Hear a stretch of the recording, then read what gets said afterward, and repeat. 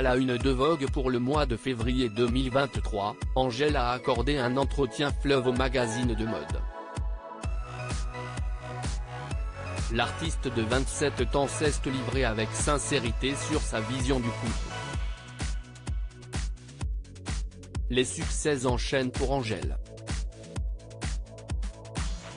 À seulement 27 ans, la chanteuse peut se targuer d'avoir déjà vendu plus d'1 million d'exemplaires de son premier album Brawl, sorti en 2018, rempli des zéniths, remporté 3 victoires de la musique et tout autant de Energy Music Awards. Tout cela en l'espace de 5 ans.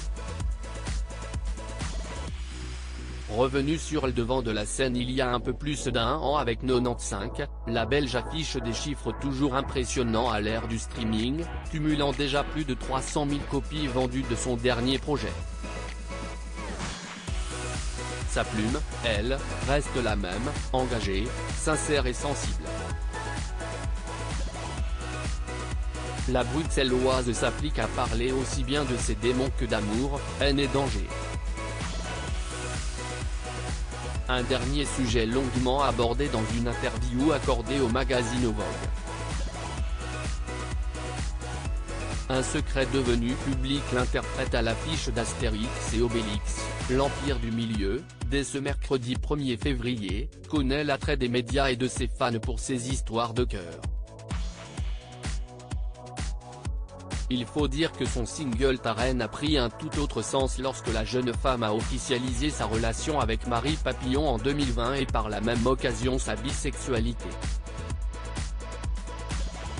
Un choix qu'elle a longtemps eu du mal à assumer. Au départ, l'attirance pour les filles, c'est un truc que je réprimais, bien sûr. Mais étant bi, ça m'arrangeait d'être aussi attiré par les mecs, car j'aime vraiment les garçons, autant que les filles.